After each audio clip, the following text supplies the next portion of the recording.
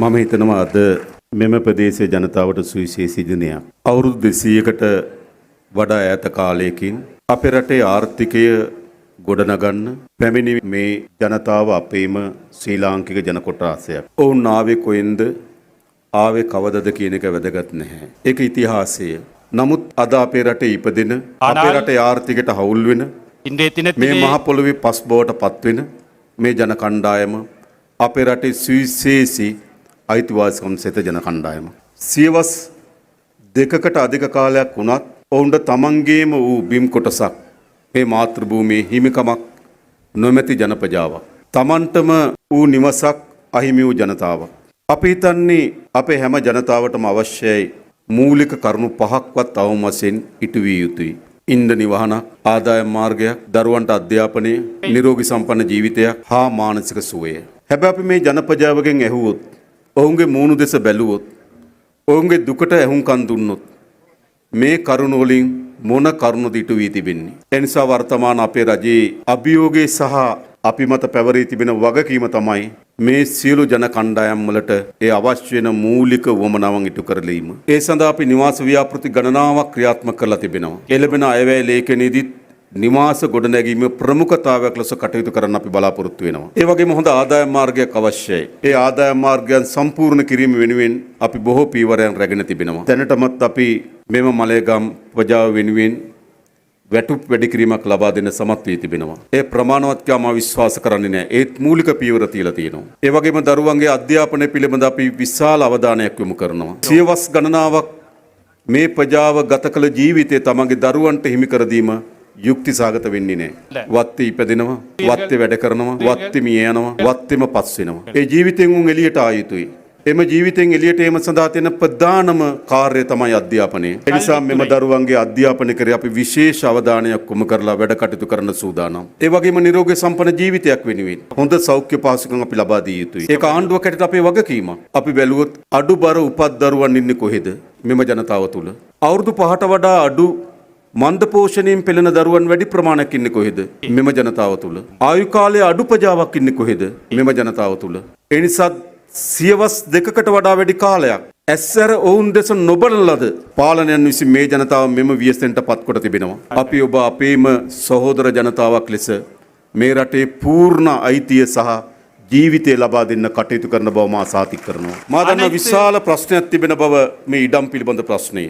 වත්තේ වැඩ කරාට සමාගම් මේ තරම් ලේසියෙන් ඉඩම් දෙන්න කැමති නැහැ. නමුත් මෙම සමාගම් වල ගිවිසුම් 2042 වෙනකොට අවසන් වීමට නියමිතව තිබෙනවා. දැනටමත් අමාත්‍යාංශය එම ගිවිසුම් පිළිබඳව පසුවිපරම් කිරීම සඳහා කමිටුවක් පත් කොට විමර්ශනය කරමින් තිබෙනවා. අපි තා ඉක්මනින් ඒ ගිවිසුම් අවසන් කරන්න බලාපොරොත්තු වෙනවා. හැබැයි එහිදී වැදගත් වගන්තියක් ඇතුල් වෙනවා. ඒ තමයි මෙම ජනතාවගේ අයිතිවාසිකම් සුරක්ෂිත කිරීම සඳහා වූ වගන්ති සහිත තමයි එළඹෙන ගිවිසුම් අත්සන් කිරීම පිළිබඳව අපි අවධානය යොමු කරන්නේ. විශේෂයෙන් මේ මධ්‍ය කඳුකරේ අපේ රටේ හදවත. මේ මධ්‍ය කඳුකරෙන් රූරා ගලන ගංගා ඔයවල් 103ක් තිබෙනවා. අපේ කුෂ්කර්මාන්තය, අපේ පාරිසරික තත්ත්වය, අපේ ආර්ථික විශාල පංගුවක් උපදින්නේ මේ මධ්‍ය කඳුකරයෙන්. ආසන්න වශයෙන් අපේ භූමියෙන් 13%ක් මේ මධ්‍ය කඳුකරයට ඇතුල් වී තිබෙනවා. වාර්ෂික වර්ෂාපතනයේ 72%ක් විතර මේ මධ්‍ය කඳුකරයට ගලා හැලෙනවා. ඒ කියන්නේ අපේ රටේ වැදගත්ම හදවත මේ මධ්‍ය කඳුකරේ. හැබැයි දීර්ඝ කාලයක අපේ අසංවිධිත සංවර්ධනයේ ප්‍රතිඵල අද අපි භුක්ති විඳිමින් තිබෙනවා. පසුගිය නායයාම වාර්තා කරනවා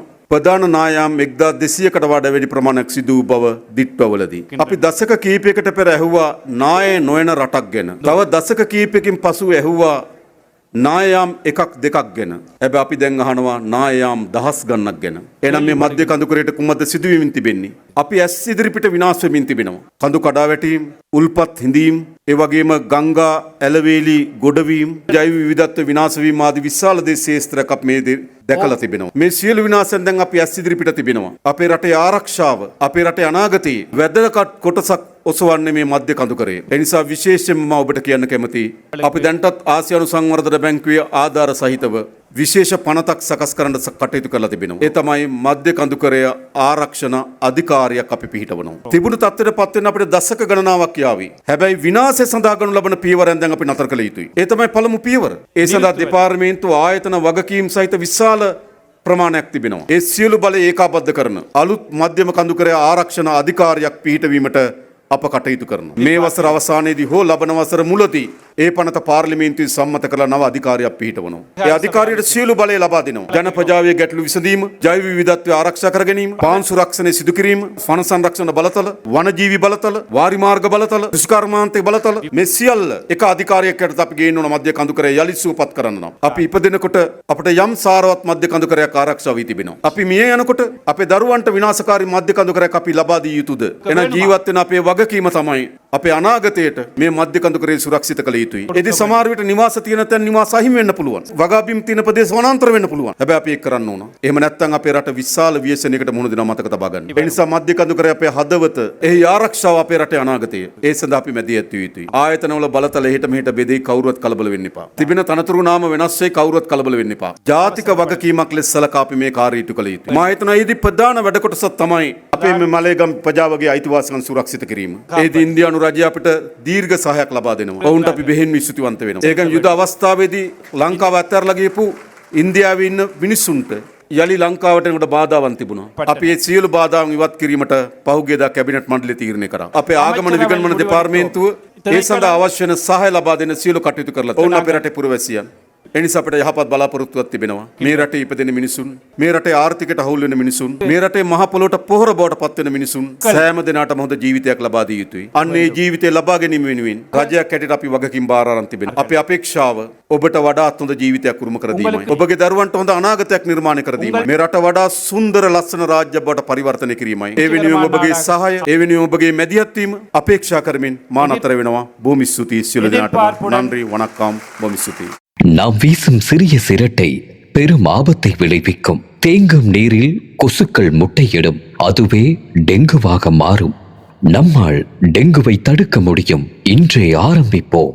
ஆயுள் மீடியா அவதானத்துடன்.